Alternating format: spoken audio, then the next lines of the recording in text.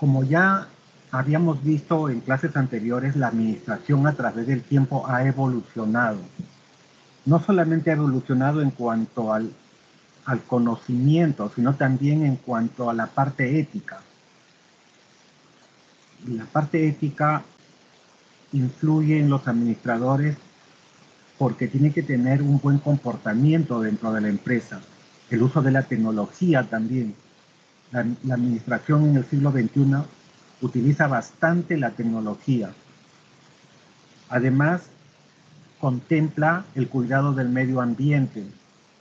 Otro aspecto es la responsabilidad social o la sensibilidad social, también como le llaman algunos.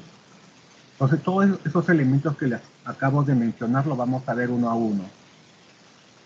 La administración y la sociedad. Todos los que hacen administración, cuando planean dentro de sus planes, deben considerar a la sociedad. Tienen que tomar en cuenta, bueno, la sociedad ya sabemos que es todo nuestro entorno, ¿no? Los diferentes actores de nuestro entorno. Pueden ser los proveedores, los clientes potenciales, la mano de obra también que vamos a necesitar dentro de la empresa, forma parte de la sociedad. Los recursos, ¿qué recursos encontramos en la sociedad? Recursos capitales, materias primas, conocimiento, todo ello forma parte de la sociedad porque está afuera de la empresa, está dentro de su entorno. Entonces los administradores cuando planean tienen que considerar todos esos elementos. Entonces lo primero que hay que considerar son las necesidades y los deseos de los miembros de una sociedad, fuera de la organización. ¿Por qué? Porque justamente la empresa va a cubrir esas necesidades y deseos. Va a proporcionar la necesidad y los deseos de los miembros de la sociedad. Cuando una empresa decide montar una fábrica de ropa, es una necesidad que la población o la sociedad necesita. Los tiene que tomar en cuenta, ¿no? ¿Qué necesidades y qué deseos existe en el entorno? Porque justamente a ellos me voy a dirigir, para ellos va a estar dirigido mi producto. También las necesidades de recursos materiales y humanos. A eso me refería cuando les decía que tiene que tomar en cuenta también qué materias primas voy a encontrar. La calificación del recurso humano, porque yo voy a tomar el recurso humano de la sociedad. De repente yo decido montar una fábrica de computadoras o de fábrica de aparatos electrónicos, pero no encuentro la mano de obra calificada. Entonces no tiene sentido que monte la fábrica en esa zona, ¿no? Porque no voy a poder contar con personal calificado para que trabajen en mi empresa. Y también los recursos. De repente necesito materia prima, pero no la encuentro dentro de mi entorno. Traerlo de otra distancia es muy caro. Entonces, a eso se refiere las necesidades de recursos materiales y humanos.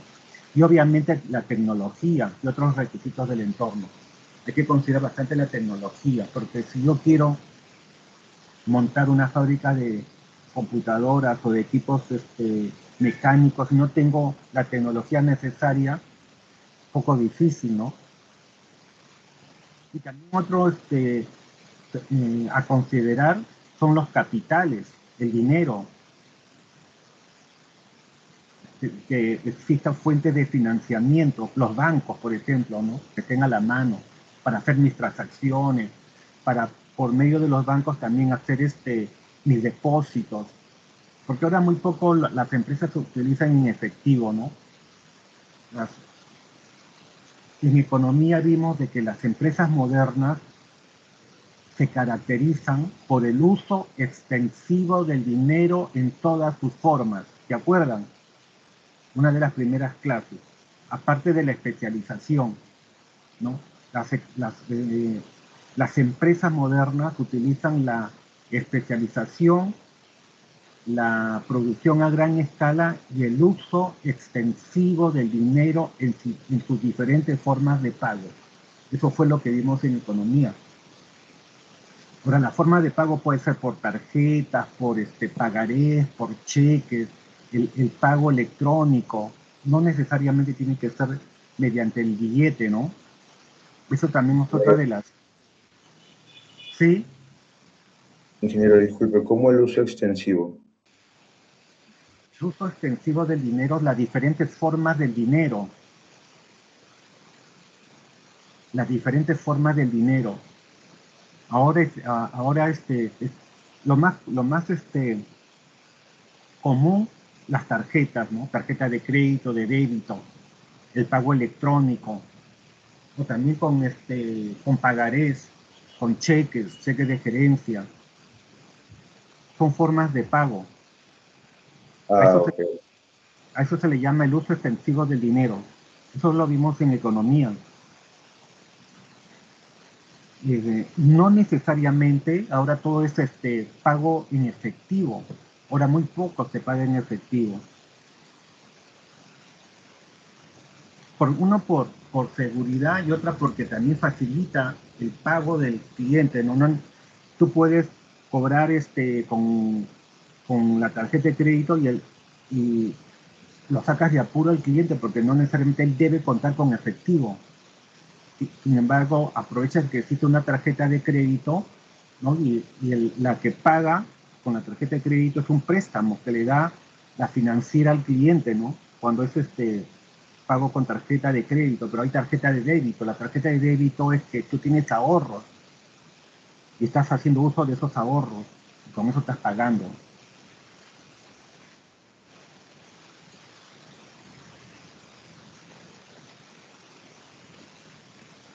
Todos los administradores, ya sea de un negocio, de una dependencia gubernamental, la iglesia, una fundación o una universidad, todas son organizaciones, ¿no? Deben considerar hasta donde sea posible los elementos y las fuerzas de su ambiente externo. ¿Por qué? Porque todas estas influyen dentro de la organización. Todas influyen. Entonces la organización que está acá en el centro, esta empresa debe considerar todos estos elementos, porque ahora las economías están cada vez más ligadas unas con otras. Si nosotros no consideraríamos como una organización, sino como la economía peruana, imagínense que esta organización fuese la economía peruana. Tenemos que igual considerar el medio ambiente, cómo está la tecnología en el mundo, cómo es la ética, en la parte económica, eh, cómo está la economía en el mundo, si hay dinero o no hay dinero, si hay dólares que nos puedan comprar materias primas, porque nosotros exportamos materias primas, ¿no? El aspecto político y legal. El aspecto político influye bastante en la toma de decisiones, aunque les parezca mentira. Y un ejemplo es justamente lo que estamos viviendo ahora, la, las indecisiones del, del gobierno, las marchas y contramarchas y lo que significa en sí un gobierno de izquierda, ¿no? Repercute en el sistema económico. Hay una reacción, ¿no? La economía es bien sensible a las decisiones de la política. Inmediatamente al día siguiente se siente, sube el dólar, este, las acciones comienzan a subir, ¿no? ¿Por qué? Porque la gente, los empresarios, cuidan sus intereses. Entonces, ante la incertidumbre del aspecto político, entonces inmediatamente comienzan a comprar dólares. Es una moneda que la puedes llevar en cualquier parte del mundo. De igual manera, la empresa tiene que tomar en cuenta todos estos elementos de su entorno. Si bien es cierto que la empresa no puede cambiar su entorno, muy difícil, no puede cambiar. La empresa puede cambiar dentro de su organización, pero no puede influir, por ejemplo, en el precio lo fija el mercado, ¿no? Una empresa que regule todo el mercado bien difícil, a no ser que sea un monopolio, ¿no? Pero en un mercado de libre competencia, donde hay un montón de ofertantes, bien difícil que una sola empresa fije el precio en el mercado, influya, bien difícil. Si bien puede hacer poco o nada para cambiarlo, no tienen más, no tienen más alternativa que responder ante ellos. Deberán tratar de identificar, evaluar y reaccionar ante las fuerzas externas a la empresa que pueden afectar su funcionamiento. La parte económica, un ejemplo, el dólar o subida de las materias primas. La parte política, las decisiones políticas, ¿no? Las leyes que muchas veces las cambian. A eso se le llama poca seguridad jurídica. La parte ecológica también tiene que tomar en cuenta, ¿no? Hay que cuidar el entorno, ¿no? No contaminar. El aspecto social, el comportamiento, el gusto y preferencias de la sociedad, su manera de trabajar, sus feriados, sus conocimientos, la tecnología también que está a tu alrededor, tienes que tomar en cuenta. Si la tecnología la tienes a la mano, tienes que traerla desde el otro lado del mundo. Las escuelas, el conocimiento de los universitarios, el nivel de conocimiento de los universitarios, porque justamente son los que van a trabajar en tu empresa, ¿no? Y obviamente la parte ética, las buenas costumbres, también se toma en cuenta. Operar en una sociedad plural. Dentro de la sociedad existen diferentes intereses. Unos están interesados por la parte económica, otros están interesados por el aspecto ecológico. Usted cuando monta una empresa va a encontrar, por ejemplo, ambientalistas. Los ambientalistas te van a hacer la vida imposible que no contamines el ambiente. Vas a encontrar con sindicatos. Te vas a encontrar con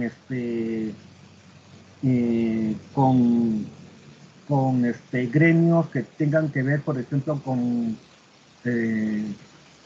los tributos que tienes que pagar.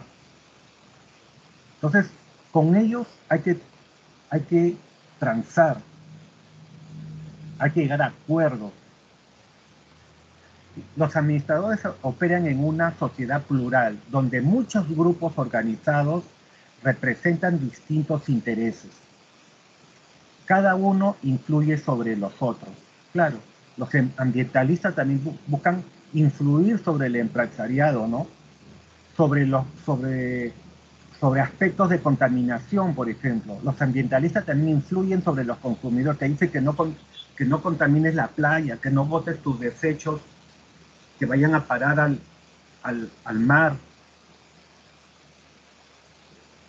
Igual los sindicalistas, ¿no? Influyen sobre los trabajadores, sobre los derechos que tienen que pagar los empleadores, las organizaciones, ¿no? Existen grupos de interés con metas divergentes que influyen en la organización y es obligación del administrador integrar dichas metas y hacerlas suyas.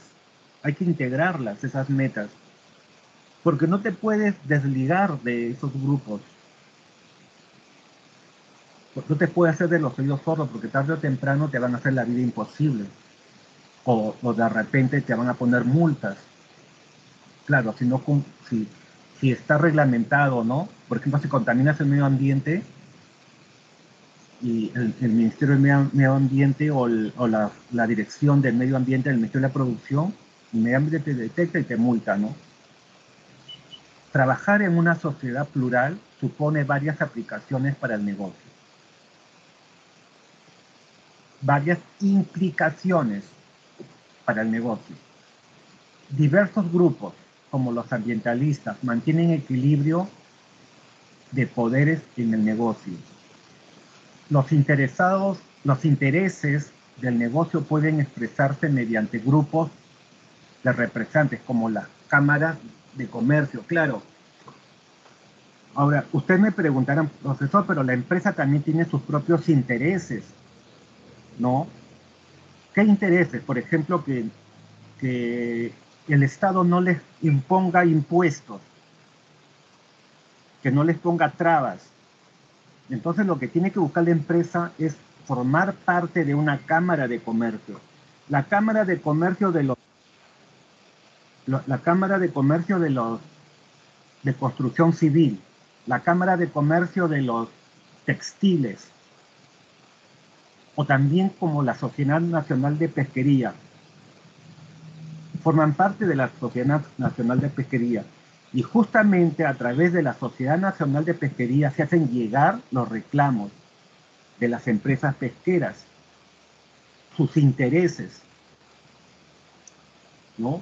A través de la Sociedad Nacional de Pesquería se vela los intereses de las empresas del sector pesquero y así también las empresas del sector agricultura también y de los diferentes rubros. Los negocios pueden participar en proyectos con otros grupos responsables para mejorar a la sociedad. Por ejemplo, trabajar para mejorar las zonas marginales. Claro, ya son la parte de responsabilidad social, ¿no? Hay empresas, por ejemplo, las compañías mineras trabajan juntamente con la población o con las municipalidades para hacer carreteras de acceso o para hacer un tendido eléctrico, para hacer escuelas. Se benefician las zonas marginales, ¿no? O se construye un puente. En una sociedad plural puede haber conflictos y acuerdos entre grupos. Bueno, eso es una característica. Siempre va a haber conflictos, ¿no? Y se llega a consensos, a acuerdos también. Cada grupo está muy atento a lo que los otros hacen. Claro, cada grupo está atento, ¿no? ¿Qué cosas son los que van a hacer los ambientalistas? ¿Qué cosas son cuál es el próximo paso de los sindicalistas, o del gobierno, o de los gremios de trabajadores? Un entorno tecnológico. El entorno tecnológico influye bastante dentro de la organización. Constantemente la tecnología se está modernizando, ¿no? Ahora en épocas de pandemia, las empresas hacen uso de la tecnología para hacer sus ventas, para hacer sus capacitaciones, para ponerse en contacto con los proveedores, con los vendedores, con mis clientes en el extranjero y también con los trabajadores. Muchos están trabajando en forma remota desde sus casas, ¿no? Y desde sus casas operan a través de la tecnología. ¿Y cómo se define la tecnología? Es la suma total del conocimiento que poseemos sobre cómo hacer las cosas. Esto es la tecnología. No solamente es el uso de la computadora, muchos lo relacionan con el uso de la computadora, sino es la suma total del conocimiento que poseemos sobre cómo hacer las cosas. Es hacer bien las cosas de una manera eficiente, incluidos los inventos, las técnicas y el amplio cúmulo del conocimiento organizado acerca de todo, pero principalmente está en la forma de hacer las cosas, es decir, cómo diseñamos, cómo producimos, cómo distribuimos y cómo vendemos bienes y servicios. Es en el cómo hacemos las cosas. El entorno ecológico, los administradores en sus decisiones deben considerar los factores ecológicos. Las decisiones forman parte del plan, ¿no es cierto? Todas las decisiones quedan sentadas en el plan. y hay que considerar los factores ecológicos. Las empresas modernas, las empresas del siglo XXI, consideran los factores ecológicos, porque a la larga se están dando cuenta que si es que no, si no toman en cuenta los factores ecológicos, la empresa se va a perjudicar. Por ejemplo, una empresa pesquera que no tome en cuenta dentro de sus planes la conservación de la especie, hacer sostenibilidad del recurso, se va a perjudicar a la larga porque se va a quedar sin su principal materia prima, ¿no? Que es el recurso hidrobiológico.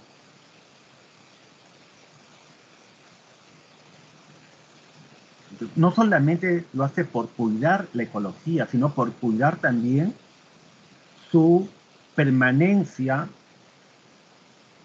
en el tiempo, para que la empresa permanezca, se sostenga en el tiempo, porque si no, colapsaría, ¿no? En el tiempo, porque se acabaría el recurso y todo se malogra. La tierra puede contaminarse con desperdicios industriales como empaques, el agua con residuos peligrosos y aguas negras. Las empresas pesqueras a sus aguas residuales les dan tratamiento y más bien se benefician porque rescatan de las aguas, rescatan grasas y las grasas les sirven para hacer subproductos como el jabón, aceite. De las grasas hacen jabón, aceite, ¿no? Son subproductos, entonces se benefician. Y de paso también cuidan el medio. El aire, con una variedad de fuentes como la lluvia ácida, los gases expelidos por los vehículos y los carcinógenos expulsados por los procesos de manufactura. En todo el mundo se han aprobado leyes sobre desperdicios sólidos y contaminación del agua y el aire. Está normado. Hay leyes donde se indica los límites máximos permisibles de contenido de plomo, de contenido de mercurio, metales pesados en tus desechos, ¿no? Ya sean gases o líquidos. Los gerentes deben estar muy atentos a estas leyes y a sus reglamentos e incorporar los asuntos ecológicos en su toma de decisiones. La responsabilidad social de los administradores. A principios del siglo XX, la misión de las empresas lucrativas fue exclusivamente económica. O sea, todos se enfocaban al aspecto económico, en ganar dinero, en la rentabilidad. En la actualidad, debido a la interdependencia de los muchos grupos que forman nuestra sociedad, o sea, unos dependen del otro. Nosotros dependemos de la mano de obra. Nosotros como empresa pesquera dependemos de la mano de obra. Dependemos del recurso, de la materia prima que esté disponible en el mar. Entonces hay que cuidar la naturaleza. Igualmente al trabajador también. Al trabajador hay que darle calidad de vida. Y para eso se hace responsabilidad social. Se pone escuelitas para los hijos de los trabajadores, se los capacita, centros de estudio, se colabora con la iglesia, para que el pueblo tenga su iglesia y tengamos trabajadores que formen parte de familias organizadas, con ética, trabajadores honrados, ¿no? Que son responsables con su familia y con sus hijos. ¿Por qué? Porque existe una interdependencia. Todos los grupos, existe una interdependencia unos con otros. Nadie está aislado. Si uno se aísla, colapsa. Entonces, debido a esa interdependencia de los grupos que conforman nuestra sociedad, ha aumentado su participación social. originalmente asociada a los negocios, hoy se plantea una creciente frecuencia respecto de los gobiernos, universidades, organizaciones sin fines de lucro y de beneficencia. Y hasta de las iglesias. O sea, todos están involucrados en la responsabilidad social. Se refiere, ¿qué cosa es responsabilidad social? Se refiere al grado de respuesta social de todas las organizaciones. Cómo yo respondo ante la sociedad. De todas las organizaciones, de la universidad también hace labor social. La facultad hace trabajo social también. Da cursos a los pescadores, a los pequeños empresarios. Da capacitación sobre cómo se evita la contaminación del mar. Todas las empresas están involucradas en la responsabilidad social. La responsabilidad social empresarial, ¿qué cosa es? Considerar seriamente el efecto de las acciones de la compañía en la sociedad. Claro, hay que considerar el impacto de nuestras acciones en la sociedad. Si estoy contaminando, si estoy perjudicando el hábitat de mi entorno, hay que considerar esos aspectos. Entonces, ¿cuándo yo considero? Cuando asumo económicamente ese daño. No solamente reconocer, ¿no? Sí estoy contaminando y punto, ¿no? Sino hay que asumir económicamente. O sea, responder económicamente. ¿Cómo? Por ejemplo, invirtiendo en filtros en las chimeneas, ¿no? Para no contaminar. O en todo caso, invirtiendo en escuelas, en sembrar árboles, porque si estoy contaminando, siembro árboles para purificar el medio ambiente, para compensar, ¿no? Y un concepto más reciente es la sensibilidad social. La sensibilidad social es la capacidad de una empresa para relacionar sus operaciones y políticas con el entorno, de forma que sean benéficas para la empresa y sociedad. Ese es el concepto más moderno, ¿no? La sensibilidad social. Es la capacidad de una empresa para relacionar sus operaciones y políticas con el entorno de forma que sean benéficas para la empresa y la sociedad. Ambos se benefician, ¿no?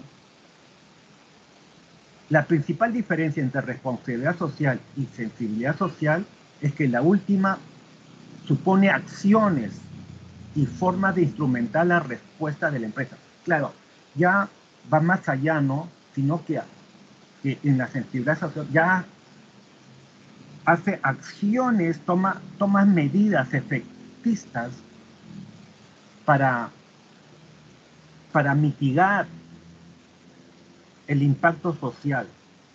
Esa es la respuesta de la empresa. Ahora, reacción o proacción. La reacción es esperar que suceda para recién reaccionar. Proacción forma parte del plan, de la planeación. Entonces, es mejor reaccionar con anticipación y lo considero dentro de mis planes. Eso se llama proacción. Y no esperar, no concentrarse a reaccionar ante las presiones solo porque viven en un ambiente y son sensibles a él. No solamente reaccionar frente a la presión, es mejor ser proactivo, ¿no? Y considerarlo dentro del plan.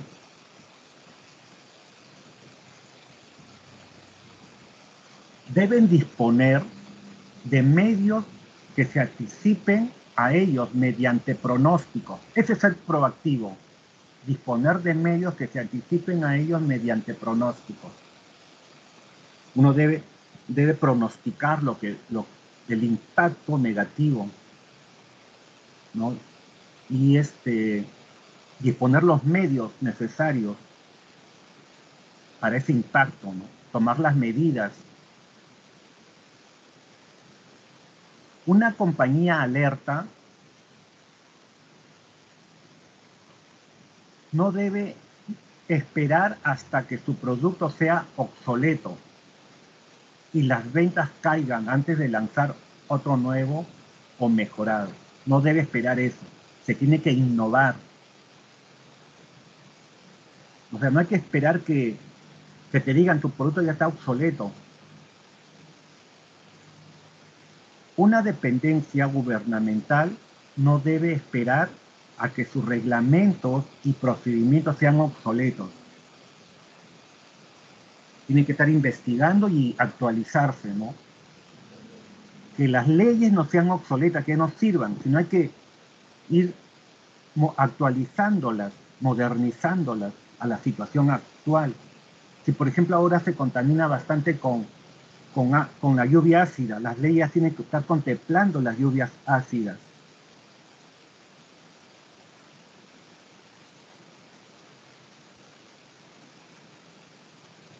Y estén desacreditados antes de buscar otra forma para lograr sus objetivos. Ninguna empresa debe esperar a que se presenten los problemas para prepararse a enfrentarlos. La proacción es una parte esencial del proceso de planeación. O sea, se considera dentro de los planes. Función del Estado. El Estado la participación del Estado está en promulgar leyes. Leyes en que no contaminen el río, no boten los desechos directamente al río, sino que primero tienen que pasar por un proceso de purificación, de filtrado. Leyes que las fábricas no deben estar en medio de la ciudad.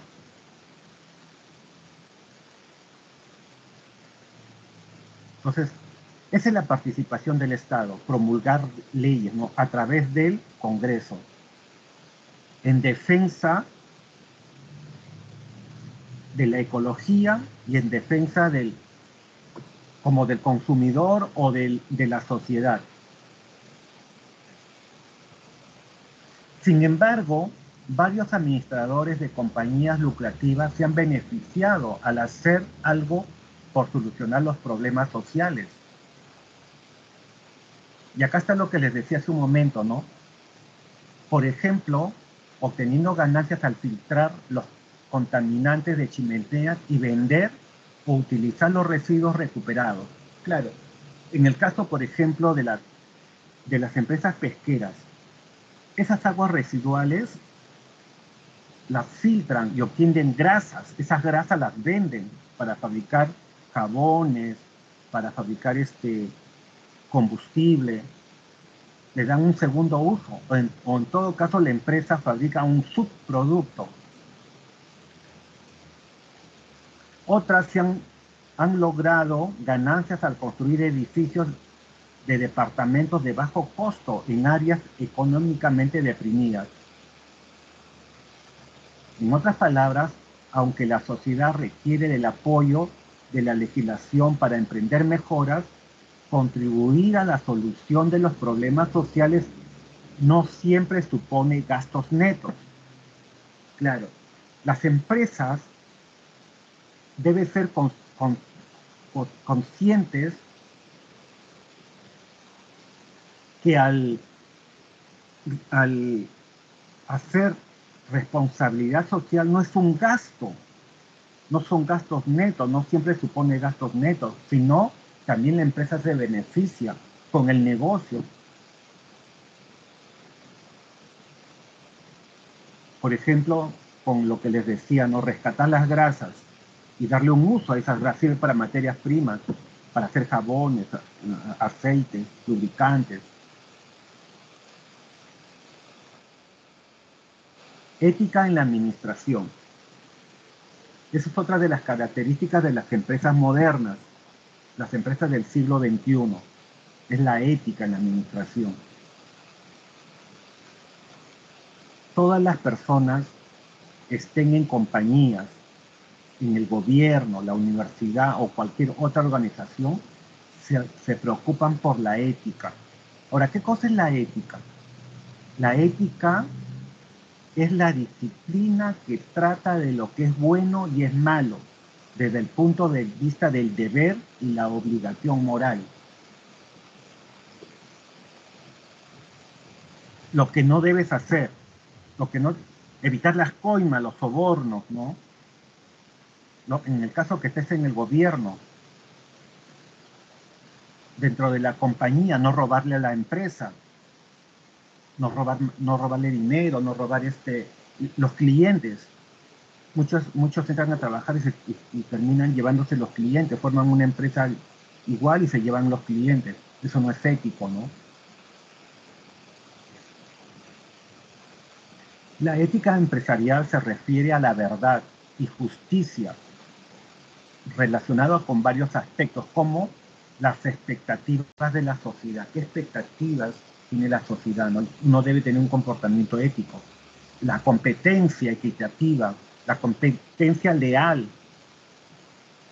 Hay que hacer competencia que sea equitativa, no hacer juego sucio a uno que está compitiendo conmigo. La publicidad también, hay publicidad engañosa. ¿Se acuerdan de la vaquita?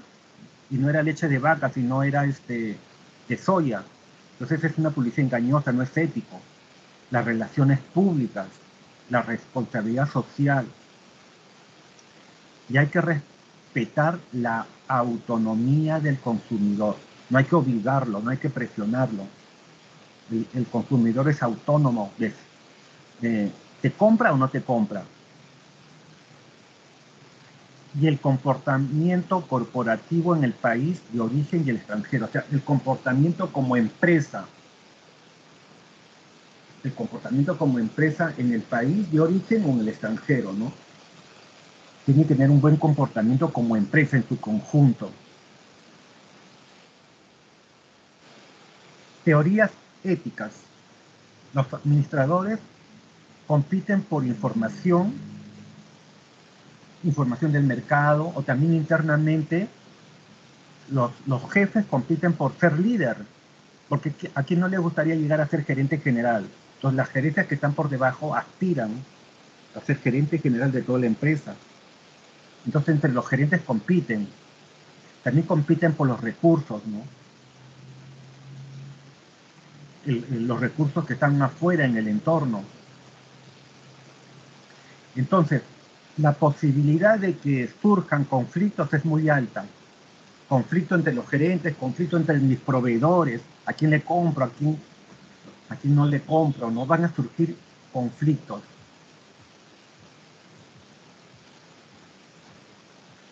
Y la cuestión sobre qué criterios deben guiar el comportamiento ético se vuelve decisiva. O sea, es importante un buen comportamiento. Lo ético se vuelve decisivo en la toma de decisiones. Ahora, existen teorías éticas morales básicas. Las teorías son tres. La teoría utilitaria. La teoría utilitaria dice mayor número de bienes para el mayor número de personas. Hay que buscar que los bienes sean para una mayor cantidad de personas, mis productos o los beneficios también.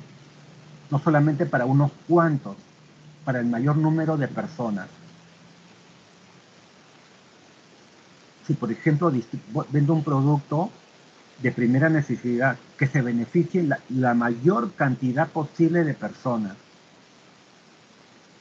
La teoría de los derechos. Todas las personas poseen derechos básicos y hay que respetar.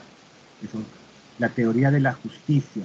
Los que toman decisiones se guíen por la justicia, la equidad y la imparcialidad. Ahora lo vamos a ver uno a uno. Se dice la teoría utilitaria.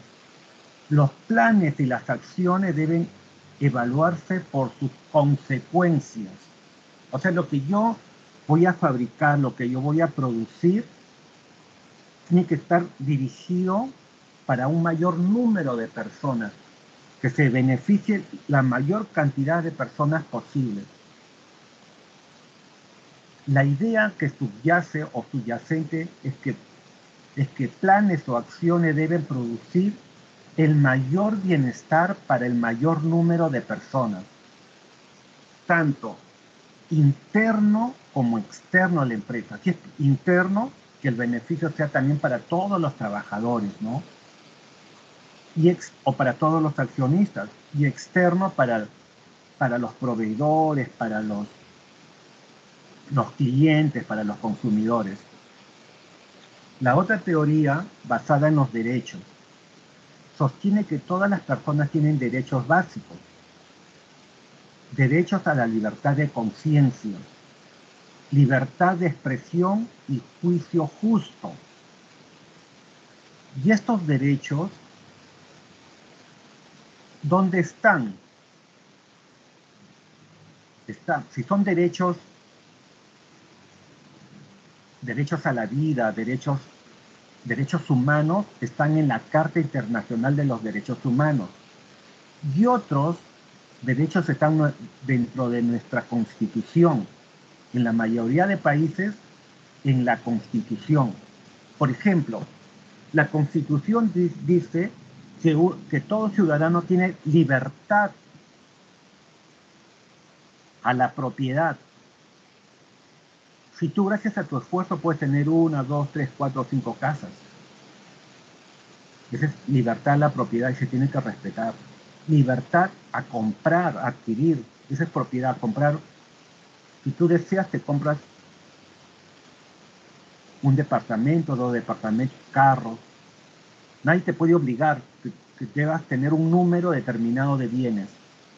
Claro, debe ser de una manera limpia, ¿no? No va a ser de una manera delictiva.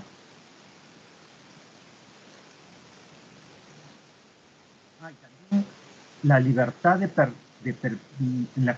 nuestra Constitución dice la libertad de la libre competencia. Nosotros tenemos la libertad de la libre competencia, permanecer o pertenecer a un mercado de libre competencia. Eso también lo dice la Carta Magna, de libre competencia, o sea que no existan monopolios. En el capítulo 65 creo que es. Usted lee en el capítulo 65, ahí dice de que el monopolio es sancionado. Ahora, la teoría de la justicia exige que quienes toman las decisiones, ya sea en el gobierno, en una iglesia, en la universidad, en una organización sin fines de lucro, en una empresa, las decisiones se guían por la justicia y equidad, así como la imparcialidad. La justicia es ciega, no ve a quién favorece, entonces debe ser justo, equitativo e imparcial. Con los trabajadores, con los clientes, hay que ser justo e imparcial. E imparcial cuando voy a sancionar. Como gerente, voy a sancionar un mal comportamiento. Tengo que ser imparcial al tomar mis decisiones, ¿no? No puedo favorecer a un trabajador y a otros castigarlos, porque eso genera conflictos internos. Ahora, ¿cómo se institucionaliza la ética? ¿Cómo las empresas hacen suyo el comportamiento ético? A eso se llama institucionalizar. ¿Cómo la incorporan dentro de la organización? Entonces, los administradores y en especial los altos gerentes son responsables de crear un ambiente organizacional que promueva la toma de decisiones éticas mediante su institucionalización, lo que significa implicar aplicar e integrar conceptos éticos a las acciones diarias. Es decir, toda empresa debe tener un código de ética.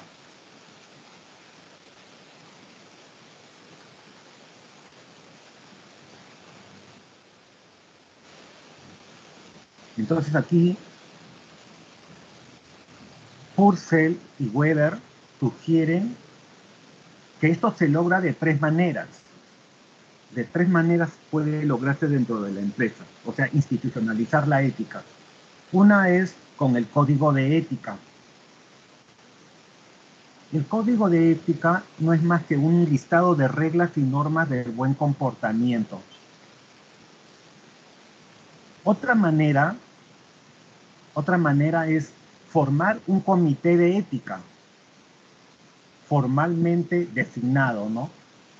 Un comité que esté formado por un representante de los empleados administrativos, otros por los gerentes, otros por los accionistas y otros representantes de los trabajadores. De los trabajadores pueden ser hasta 2 representantes. Entonces, ellos deliberan si castigan o no castigan, si se están comportando bien dentro de la empresa, ¿no? Es un comité de ética. Y otra manera es mediante la capacitación, charlas.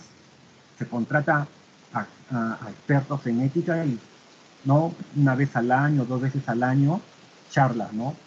Enseñar ética en programas de desarrollo administrativo. Se los capacita, ¿no? Una vez al año, 2 veces al año. Entonces son las 3 maneras de incorporar la ética dentro de la empresa. ¿Y qué cosa es el código de ética? Este código. El código de ética y su instrumentación en un comité. Un código es una declaración de políticas, principios y reglas que guían el buen comportamiento. El comportamiento ético, no solo de empresas, sino de las personas, en todas las organizaciones y en la vida diaria. Es como un manual, una lista. No debes fumar, no debes conversar, no debes conversar en hora de trabajo, debes respetar el lugar de trabajo de tu compañero.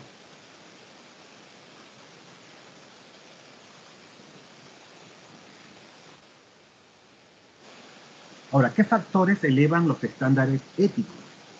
Son 2 los factores. Es el conocimiento público y la publicidad, o sea, dar a conocer el comportamiento ético. Ustedes no han visto que en los bancos siempre hay una foto y dice el empleado del año o el empleado del mes, en las tiendas WON también. Eso alenta el comportamiento ético. ¿Por qué? Porque te premian y te ponen una foto y el compañero del año, el compañero que tiene un buen comportamiento, le ponen una foto y lo ponen ahí en un marco, ¿no? Otra manera es la preocupación creciente de un público bien informado, que todos estén bien informados. Uno es el conocimiento público, la publicidad del buen comportamiento, y otra que la gente se informe, ¿no? Estos factores son seguidos por los reglamentos gubernamentales y la educación para elevar el profesionalismo de los gerentes administrativos.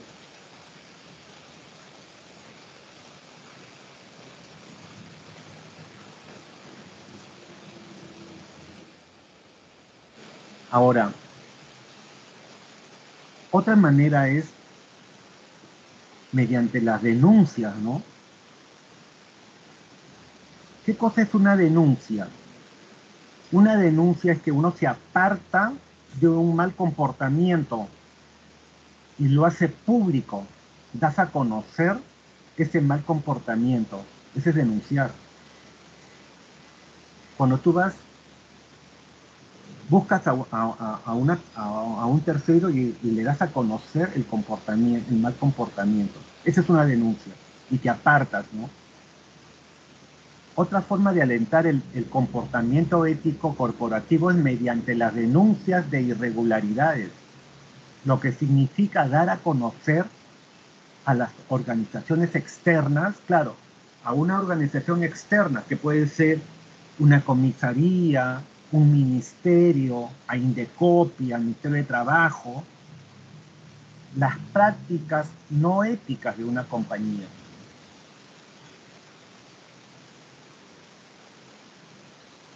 A un organismo de defensa del consumidor, de defensa del trabajador, a SUNAFIL. Se define a un denunciante como un empleado que se niega a participar en un mal comportamiento, en un comportamiento no ético, ¿no? Se niega a participar, o sea, te apartas, o reporta actividades ilegales o incorrectas de su jefe o compañeros de trabajo. Este es un denunciante. Espero que todos ustedes denuncien cuando vean un comportamiento no ético o actividades ilegales y no formen parte de ese acto. Comportamiento ético y no ético de los líderes en el desempeño. Bueno, aquí te dan un listado del comportamiento ético de los líderes. Y acá todo lo contrario. A ver, les voy a mencionar 2 o 3. Respeto a seguidores y colegas. Es un comportamiento ético. Y un comportamiento no ético es falta de respeto a los demás. Comportamiento ético de los líderes. Fomento a la participación, que todos participen. Y un comportamiento no ético es dirección autocrática. Eres un autócrata. Eres un dictador. Comportamiento ético. Comunicación vertical de arriba abajo y transversal. Comunicación de arriba abajo. Solamente y no transversal.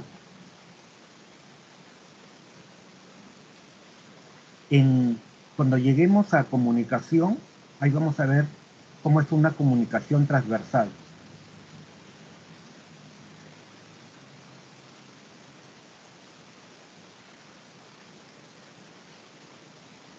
Control mediante la persuasión, control mediante castigos. Dirección mediante el buen ejemplo, dirección que ignora la ética y las costumbres. Eso es no ético, ¿no? Son algunos de los ejemplos que en realidad son 1, 2, 3, 4, 5, 6, 7, 8, 10, 11. Y acá otros 11 de los comportamientos no éticos. Ahora, según las sociedades, los estándares éticos varían, son divergentes. Por ejemplo, que una ley salga a favor del sector pesquero y que el sector pesquero pague a los legisladores para que salga esa ley, eso es mal visto en nuestra sociedad, porque a eso se le llama lobby. Los congresistas están haciendo lobby por favorecer a alguien en particular. Sin embargo, en Estados Unidos, en otros países, eso es la recompensa, eso es aceptado, es el reconocimiento del empresariado, ¿no? Por ese beneficio que le han dado. Por eso que los estándares éticos divergen o son divergentes entre las sociedades. Y se ve, en ciertos países los pagos a funcionarios gubernamentales y otras personas que pueden influir políticamente para garantizar el manejo favorable de un negocio u otra transacción no se consideran sobornos, sino pagos por servicios prestados. ¿Se dan cuenta? En cambio, para nosotros sí es considerado soborno, ¿no? Y en algunos casos los pagos para ganar un contrato se consideran una forma normal y aceptable de hacer negocios. Claro, por ejemplo, si el Estado decide contratar a mi empresa y yo pago, en algunos países es aceptable que la empresa pague para que sea favorecida. Entonces los estándares varían según las sociedades.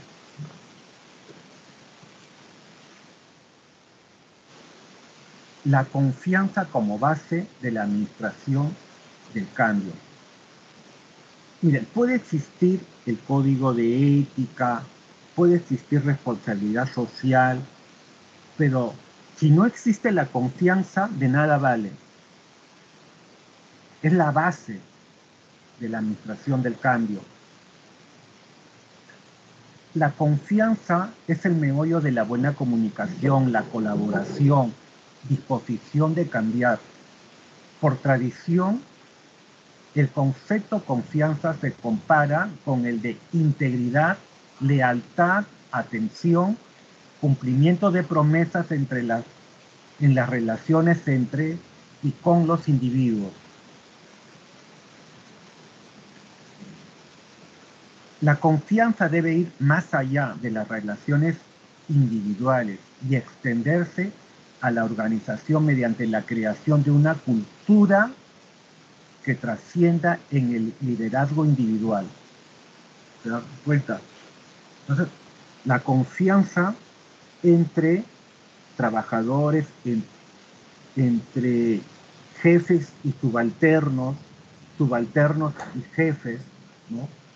Debe trascender.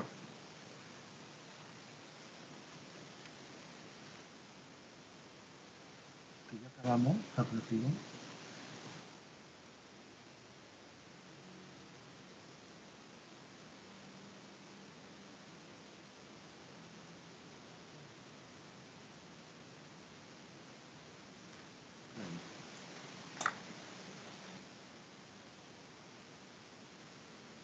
Aquí.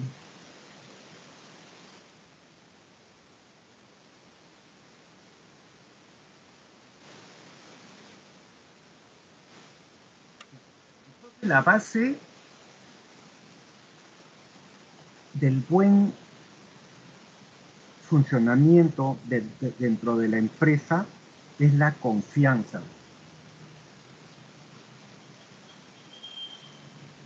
Y es el kit de la comunicación, la colaboración y disposición de cambiar. Es el meollo. Si no hay confianza, no va a haber una comunicación fluida, no va a haber colaboración y no va a haber disposición al cambio.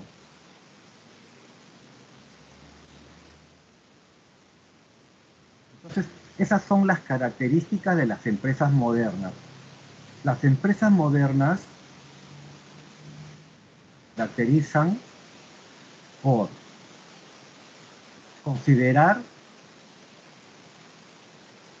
un entorno plural y operar en ellas. El entorno tecnológico, hace uso del entorno tecnológico. Y también considera el entorno ecológico y la incorpora dentro de sus planes. Paralelamente a las decisiones de inversión, también van inversiones para cuidar el medio ambiente. Y eso a través de la responsabilidad social de los administradores o de la empresa, ¿no?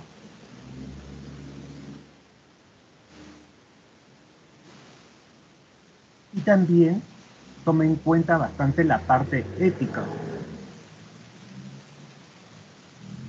que fomenta el respeto mutuo entre trabajadores, entre los diferentes niveles. En la línea jerárquica de una organización, el respeto. Bueno, y estas son las teorías éticas, la teoría de la teoría utilitaria, la teoría basada en los derechos y la teoría de la justicia. La institucionalización de la ética, cómo la incorpora, ¿no? Se puede incorporar a través de 3 medios, con el código de ética, un comité de ética o la capacitación, ¿no? Enseñar ética. Es el código de ética. Otros factores que elevan los estándares éticos es la publicidad, ¿no? La preocupación por el creciente de un público bien informado, bien al día con el comportamiento ético.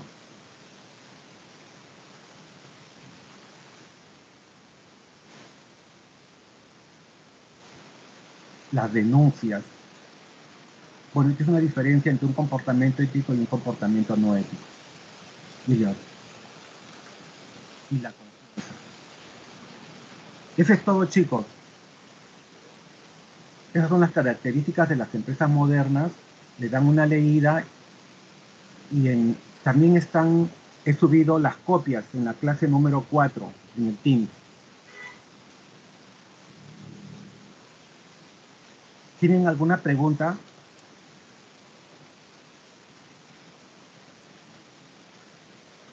Hola. No, ingeniero, no hay pregunta. Todo claro, ingeniero. Me voy a retirar porque tengo una reunión en escuelas a las 8, ya me pasó 8:04. 4 minutos me he pasado. Por favor, le dan una leída y también le dan una leída a las copias que están en la clase 4, ¿ya? Y ahí también tienen el PPT. Ya, ahí nos quedamos, nos encontramos el próximo martes. Buenas noches. Buenas noches. Oye, Hasta luego, ingeniero. Hasta luego, ingeniero. Muchas gracias. Cuídese. Hasta luego, ingeniero. Hasta luego. Cuídense.